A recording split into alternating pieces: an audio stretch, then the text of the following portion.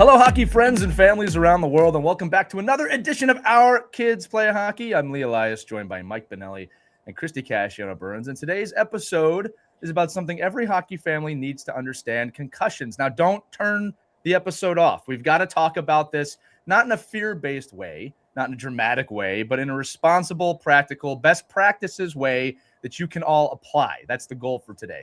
Bringing in our guest, it's Dr. Baric, founder of myconcussiondoctor.com. Again, it's myconcussiondr.com if you want to check it out. And he focuses on concussion recovery education and helping families better understand how to manage brain health in youth sports. Our goal today is you're going to leave this episode with takeaways that you can apply for your teams and your kids moving forward. It's one of those listens. You listen one time, you might remember this, might help save a kid in the future. So with that said, Dr. Baric, welcome to Our Kids Play Hockey. Thanks, Lee, Christie, and Mike. Thanks for having me. Yeah, we're so grateful to have you on because we have so many questions for you. Beginning question, just what is the definition of a concussion? What's really happening in the brain if you suffer from one? Okay, so a concussion diagnosis is as squishy as can be. And we have the extreme ones where there's actually bleeding in the brain. It's called a subdural hematoma. And again, extremely rare, fortunately, extremely serious. You got to get to the ER immediately. But now you're in this entire squishy zone from that down to zero. And then, Christy, the most important thing of concussions, it's a head injury, it's a head bump, and head bumps are cumulative. So you might have had your first one. 80% of kids by year one fall from 3 feet on the floor. Check, one, right? And now you're playing hockey or any other sport or just living life in the backyard, and it might be your 50th head bump or your 90th or your 900th. So really, it's as much as I'd love to have this binary, blue, pink, I'm pregnant or I'm not, it's not like that. I'm wondering, so when I grew up, much older than these two guys. So Not really. When I grew up, the adage basically was, you got your bell rung and there was no diagnosis of a concussion. Right. And we knew and we didn't know what most, I know if you got your bell rung, he's like, get up, get going, shake it off.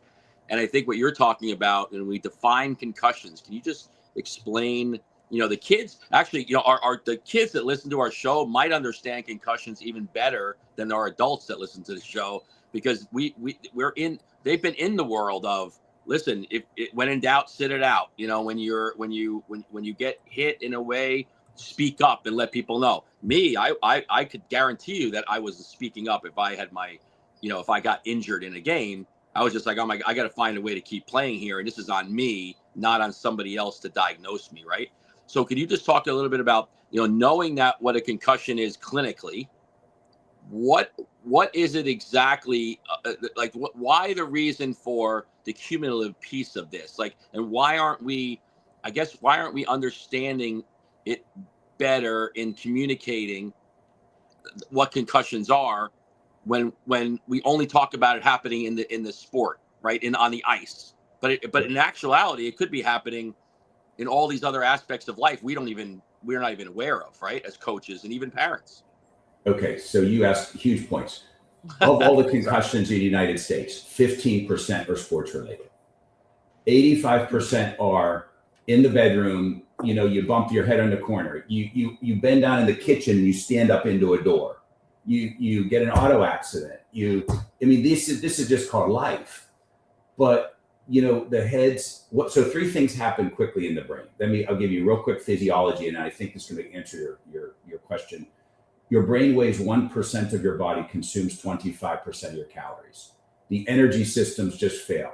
Oh, I can't be around lights. I can't be around school. I can't process data. Number two, the brain has very specific cells called glial cells, more than you want to know. But just like in our body, we have the lymphatics. In the brain, we have our glymphatics. And a University of Rochester researcher basically came out in the last several years and said, your brain has its own whole super toxic detoxification systems, and all that fails. And then number three, you actually get swelling inside the brain. The astrocytes, which are cells in there, they actually create a scar. So you actually have scarring at the microcellular level in the brain And of course, we can see this in the CTE, in the post, I donate my brain to science, where I was just at a conference pre-Super Bowl, and they open up their brain and it's just a catastrophe. But we can't do that in a live person. Hey, let's open up your brain and try to find scars. Are there better on-field pre and post-diagnostic tests? 100%. But the industry is still running on 1980s technology. Oh, Mike, you have left shoulder pain, hypothetically. Oh, go home for 2 days, stay in the dark. And you're going to say, no way, man, I'm having a heart attack potentially. I want an EKG. I want to do things. I want to chew on my aspirin to do as much as possible. But concussion care is still stuck 50 years ago. But the neuromicrobiology, the neuroimaging has propelled us to 2030 data, but everybody's running on an old algorithm. That's a good way to put it. I think we see that all the time. A lot of misconceptions then out there, Dr. Baric, about concussions. Maybe you can dispel a few of them. Well, again, it's so people look at concussions as binary. Were you knocked out? No, I wasn't knocked out. Okay, then you don't have a concussion. That's crap. So if a person did a good eye tracking exam or a neurological exam, a simple neuro exam of walk right foot and left foot right in front, and then give them numbers, and they have to say odd or even. That could be an amazing sideline exam. Like, and you're like, well, yeah, three is even, but they can't do things at once. That's simple. So the on-field exams, nobody's even doing the Amsterdam documents, the Berlin working documents. So sadly, there's a lot of people with a lot of titles that are still using older technology, because that's the way my daddy did it. Well, I love that you just gave that example. Let's just revisit that for the parents and the coaches real quick. You said left foot in front of the right foot while also say that one more time. Like, this is something coaches can do, right? Huge. So give them 2 tasks. Right. 2 tasks. Go,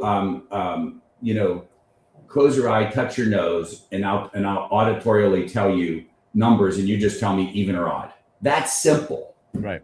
And you'll be like, 3, odd. Wait a second. Right. I don't need that should be an easy answer. Right. But when you multitask, it's quickly able to see that failure. Now, here's the question: could they do it before they went on the ice? Well, it depends on the age. I would say it depends on the age. But I know. Listen, we're bringing this up, Dr. Baric, because, like I said, that's a huge takeaway for the audience, right? The small things, because I think what happens is, a lot of volunteer coaches, especially at the youth level, don't necessarily know what to do, right? And one of the things that what's the right word here?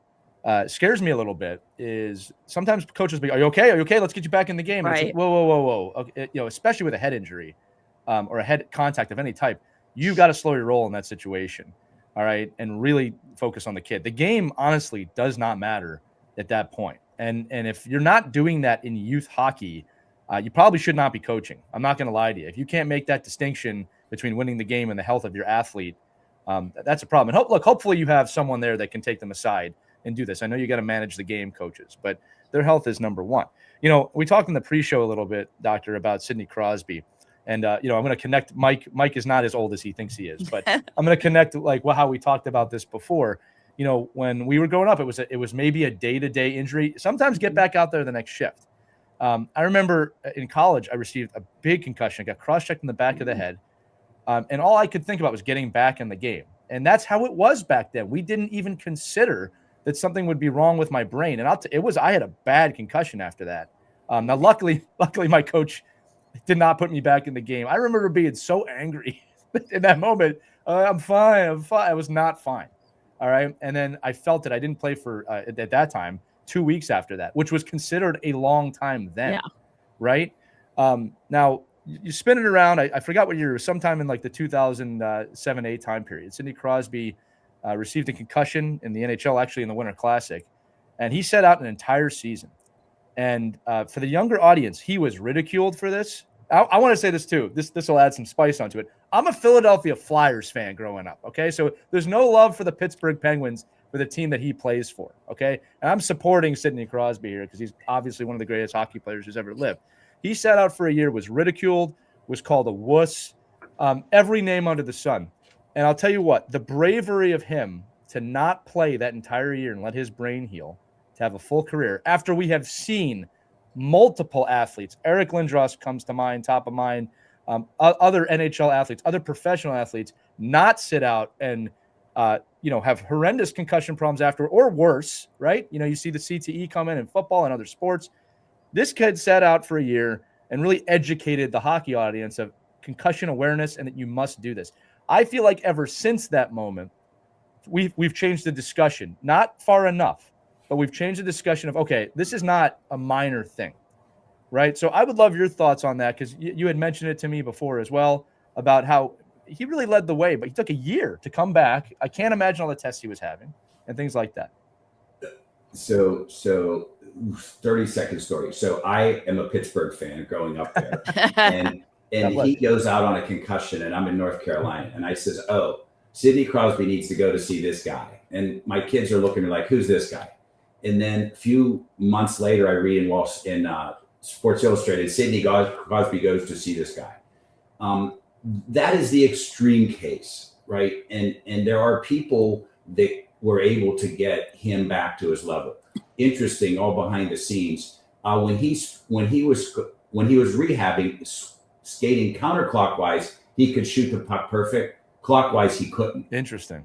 So, that's the level of refinement that there are people and expertises to get these individuals back at that level. Right. But the goal is to never get there. Right. I don't need a whole house fire. I need a fire extinguisher in my house. So I have a fire extinguisher in my house. I got a little bit of a mess, but I put it out in the kitchen. It's minor. It's little. But if I have to, I don't have that fire extinguisher. I call 911. The fire people come. My house is half burnt down. Here's the problem. In the real world, you and I move out. But that's our body. We can't move out of our body. We got to live in this thing. Right.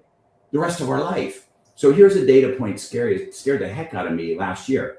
Finland has socialized medicine. Good or bad, but this is good in this case. They're able to track you your entire life. If somebody has a mild head injury before they graduate high school, they have a 15% less likelihood of going to college. Oh, wow. Wow. Look at the incarceration rates of people in jail, male and female. 95+% have all had head injuries. Wow. So this is like mind blowing, because it is. Your brain, and to me, it's not if they're going to have a head injury. Is it going to be a 1 out of 100, a 5 out of 100, or a 90 out of 100 that we got the stretcher board and we're taking you off? I'm thinking about, like you just mentioned, Sidney Crosby. You're talking about obviously professionals in the field, right? People like you see the sideline doctors at NFL games and hockey and the concussion protocols. What can we do as parents? Like so now and I don't know. And to Lee's point, like I don't know if we can depend on our coaches to be the arbiter of whether my kid can play or not, right? I mean, because the coach is worrying about, they're watching 15, 20 players. Let's face it, the parent is watching one player. That's all they're watching. They don't care about anybody else, right? So they see that player go into the corner, they hit their head off the ice. What are some things, and maybe it wasn't dramatic. Maybe it wasn't the big hit, the kid crashed in the boards, everybody comes out on a knee and all that stuff. This is just your kid, right? You see your kid gets hit. What can a parent do? And what should they look for? Behavioral, physical. How can I determine and say, oh, you know what? I think my kid might have a concussion. I should really look into this more.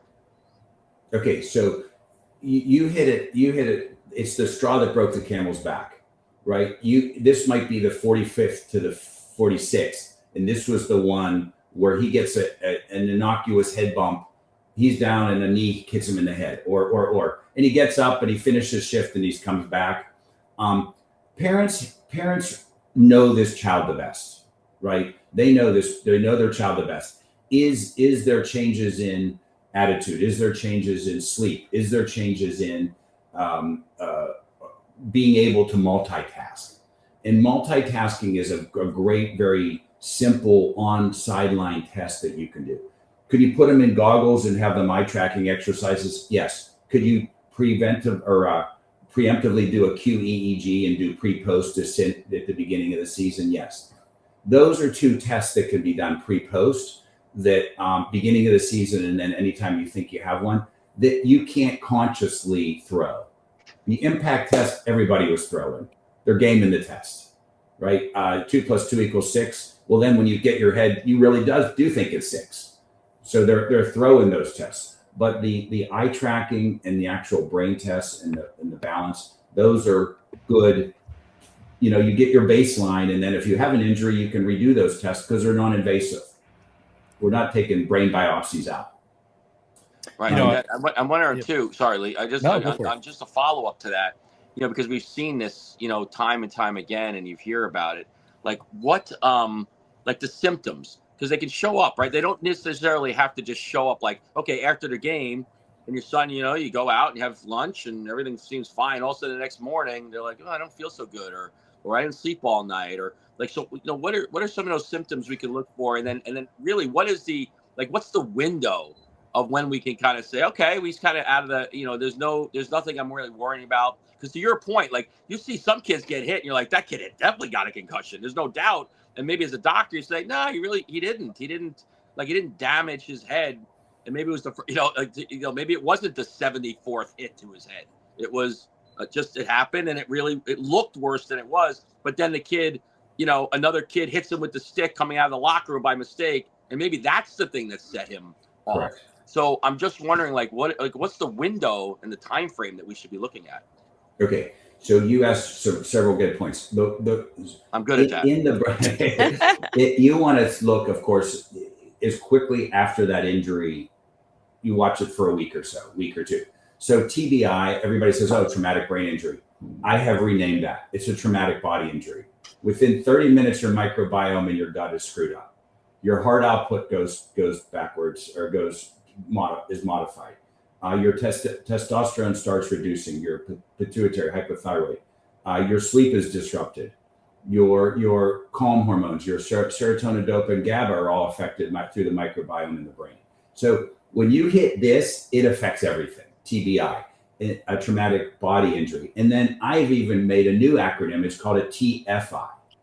And what is a TFI? What happens with that kid that gets his head bumped and has to be out of school for 2 weeks at 12 years old? Can't leave him home by himself. It's a traumatic family injury. Yeah.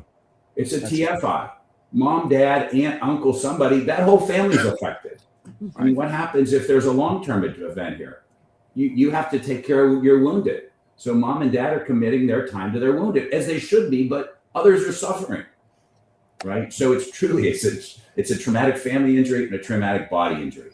Yeah, especially in the youth sports space. Right. You know, one of the things I'm reminded of, we did an episode a while back with Bryce Salvador, who's former captain of the New Jersey Devils. And I remember, you know, he was talking about injuries in youth hockey versus pro hockey. And he made the very good point that, look, in pro hockey, we've got all the doctors there, right? And they know that. They know if there's a serious injury, they're going to be checked out in the building, in their gear, right? And that also they're paid millions of dollars to play a sport, right? So that's their job, right? So the parameters surrounding pro hockey are drastically different than youth hockey. Now, I know people go, oh, yeah, of course, we know that. Well, we don't necessarily treat the concussion the same way in youth hockey or differently in youth hockey. We just go, well, the pros get back out there. Well, they've got 10 doctors looking at them over the course of 24 hours, right? So when it comes to youth hockey, just in my opinion, you always take extreme caution no matter what, all right? And again, it may not look that bad. Like one of the things we want to talk about, doctor, is that, like, you know, a concussion, sometimes it does look super obvious, right? You got hit in the head and you flung around. It's probably a concussion. Sometimes concussion hits don't look like their head hits. In fact, if I remember correctly, I remember when Sidney Crosby got hit at the time, you know, I remember he did get hit in the head. You could see that, right? But none of us thought like, oh, that was a major head injury. No bodyboard here. We're not taking them out on the bodyboard and everybody on the knee for the ice for a week. An hour. Right. So my question to you here too is that there is no concussion hit.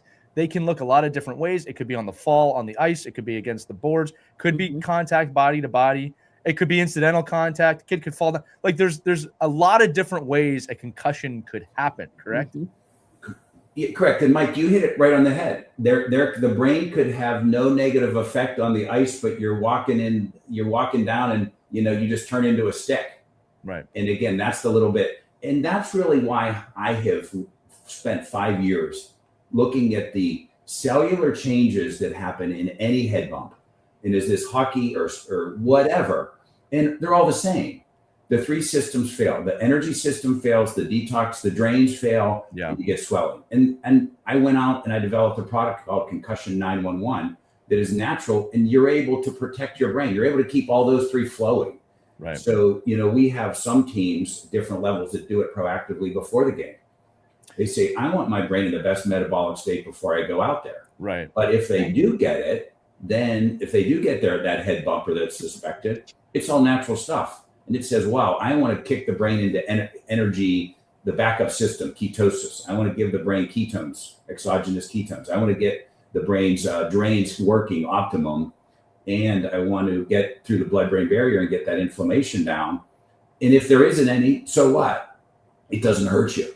Right. I have a question too, Fred, and we're going to get into return to play protocol. And fortunately, I've seen it get better, especially with high school hockey teams. But a lot of parents ask me all the time, is there any equipment that can help prevent or at least lessen the blow to the head to help lessen the chance of a concussion? Mouth guards, they say you have to wear your mouth guard. What about helmets? Is there any kind of technology out there now that parents can turn to? So there is. I apologize because I just came from the NFL, the Super Bowl, and worked with all those individuals. There are you're watching TV and there's a helmet and then there's a helmet, right? It's a Guardian helmet. The Guardians actually are really thin. Yeah. So fortunately, helmet technology has gotten much better. Right. And ideally, as a head grows, you get one that fits your head. And so what's the most valuable part of your body? It's your brain, right? It's your brain and your head. That's the thing that's going to propel you and employ you the rest of your life. So yes, to get to technology in the world of helmets is better. I do not know of an overlay to put over that helmet. Every NFL team and even college wears those big puff helmets off camera. That's amazing. I know in hockey too, we always say, Dr. Baric, to the audience that you don't go cheap on your helmet, don't go cheap on your skates. Yeah. Because I do know for a fact that the major manufacturers in hockey do a lot of research into their helmets. There's a reason that your helmet has an expiration date because they know that the technology is going to advance. So especially with younger kids, make sure that thing fits correctly. Parents, I'm going to say this very bluntly. You do not know how to fit a helmet. Unless you work at saying that. Yeah. We all think we do, right? If you don't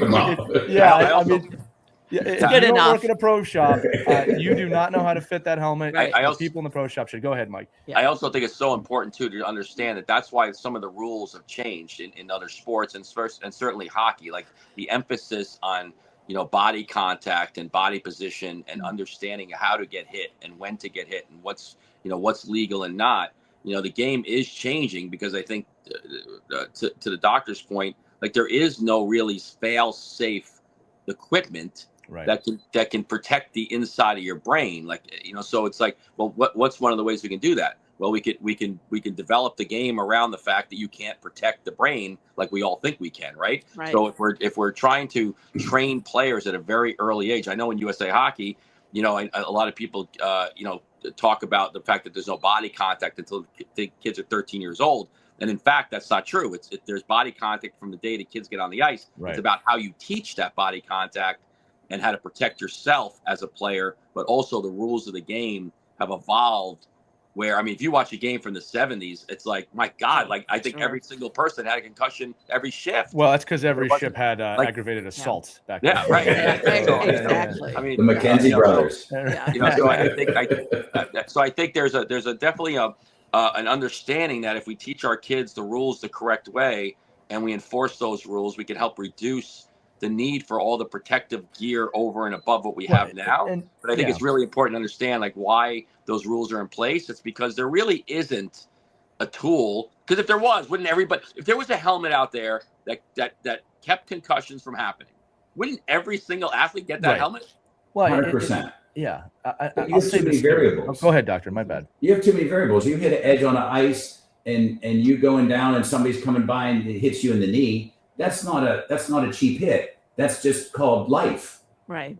There's just too many variables. Well, yeah. Let's talk about ice hockey for a minute.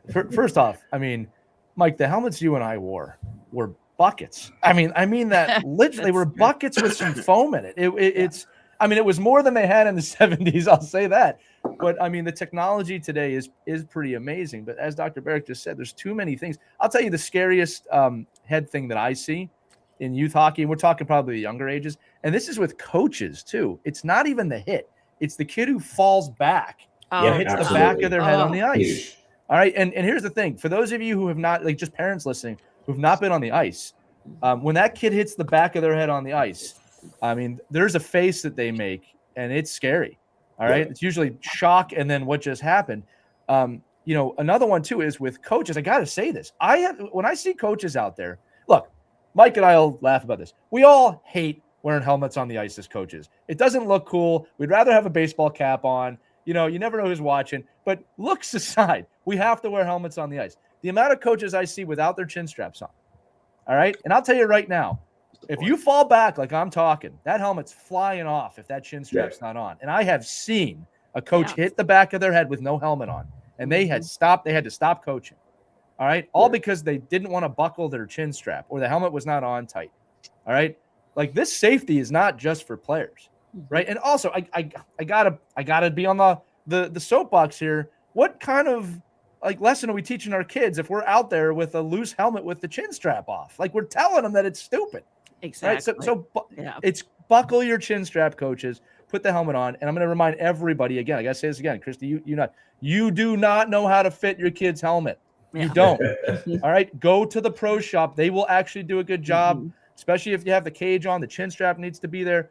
Get it fitted properly. If it's too big or too small, get them a new helmet. Right. Okay. Again, don't go cheap on your skates or your brain. Go ahead. Mouth guards. Important too. Yeah. We've always heard that helps prevent concussions. Is that true? So I think it's all gradated. There is now technology. There's a dentist out of, I want to say Iowa, that's done some really neat technology to get the jaw in the right place. And everything's not tested in the real world though. So yes, if you hit the jaw perfectly and you're blah, blah, blah. But yes, you need a high quality helmet and mouth guard. Yeah. Right. You get what you pay for. Yes. I'm glad you mentioned that. Let's talk about return to play protocol, because really this is where emotions can get high. What does a proper return to play protocol look like? And some parents, I've seen it. They'll shop around for doctors until a doctor says, okay, they can play. So dangerous, but that's where the emotions come into play. And I think parents sort of lose sight of how important it is to make sure your kid is ready before they get back on the ice, healthy before they get back on the ice, out of the danger zone. And again, so this is on a case-by-case basis. And, if I'm a parent, I'm looking for providers that are I'm going to ask them and say, what guidelines are you following? Are you using the Berlin Working Papers, right? Are you using what happens every few years? COVID screwed it up a little bit, is they get all the smartest people in the world, from neurologists, orthopedic surgeons, chiropractors, physical therapists, athletic trainers, blah, blah, blah. And they say, what do we know, people? Are you following that? The second is it's on a case-by-case basis. So there's no magic all Buffalo treadmill test that everybody grades you back on or, recovers back onto. And that is where the technology of, do you have a pre-post QEEG? Do you have a pre-post eye tracking? You put basically a VR goggle on and you do eye tracking and you're seeing, and just like, for instance, okay, somebody's walking, okay, my eyes are tracking. What happens in a concussion is this one goes and this one says, oh, there you are. It's like, wait a second here. You're supposed to be moving together. So but they're not even using today's latest research technology. So, i.e., it's the opposite. There's one thing to be never put them back on the ice. That's wrong. There's one thing to put them back on the ice because they have a pulse. That's wrong, right? And they have. It's the other of saying, okay, is this person using the best technology in today's world? And I always ask them. I say, it's my kid, but if it's your kid, are they going out on the ice? And when I get this, the answer is okay. I got my answer, right? I want every person to play to their fullest potential, but I don't want them to go out, because what happens if their brain's compromised? Their likelihood of injury way higher, way higher. That's a good point. And let's be very clear. All of us will agree. There's just no game. I don't care if it's a championship game. There's just no game worth your kid's brain getting injured. Yeah. Because it's even if you win the game, it's their future is in jeopardy. All right. And again, I think I know the four of us have all met someone who's had too many concussions.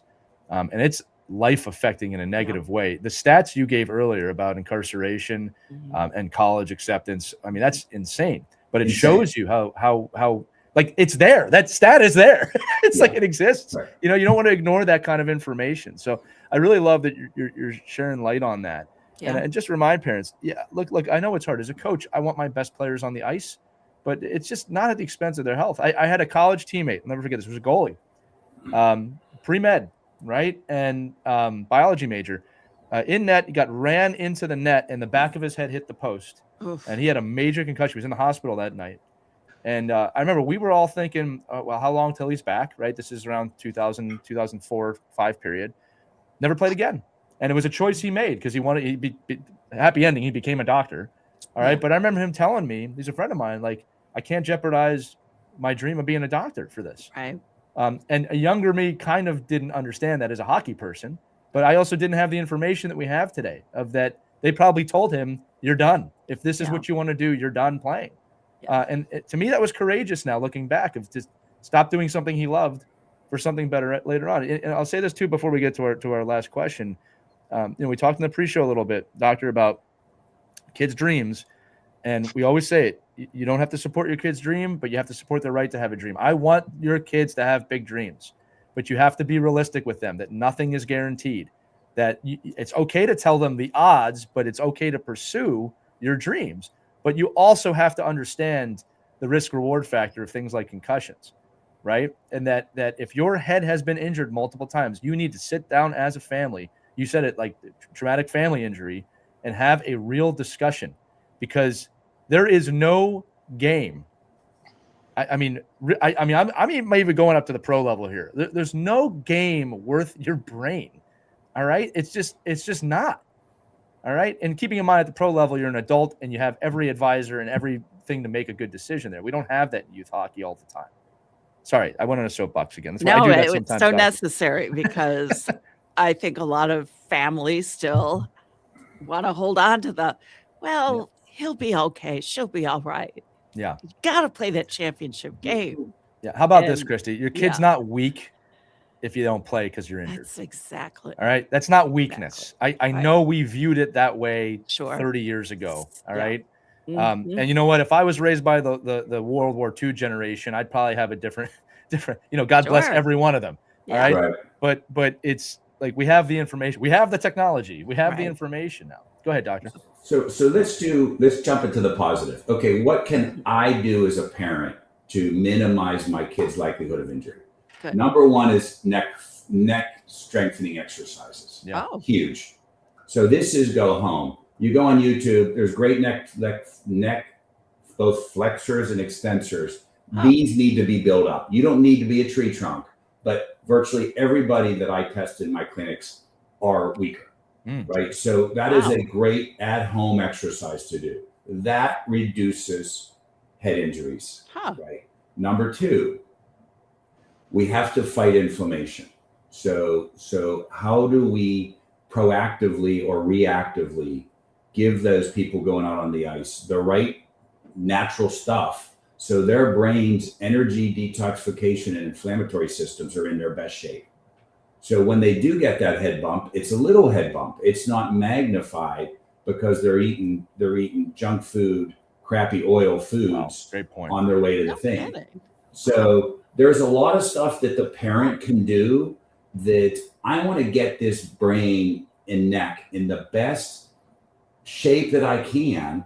So then not if, but when it's a nothing, right? It's a nothing. So the things that I have all mine is this deep neck, work with the neck, flexors, extensors. Go on YouTube. There's hundreds of them, chiropractors, physical therapists, but you want to get specific exercises because this is it's sport specific. Yeah. Number two, again, that was going back to that Concussion 911. It is a natural powder. It has 10 active ingredients, and the whole purpose is we have people saying I'm taking it before. So hypothetically, somebody gets a concussion. They take it 3 times a day for 10 to 14 days. Why? Because that's when the brain is healing. That is that critical window. But we have parents coming to us and saying, hey, I'm taking a much smaller dose, scoops. I'm doing 1 scoop in their protein shake on the way to the thing. Why? This is all the natural stuff that gets their brain in the best naturally anti-inflammatory process.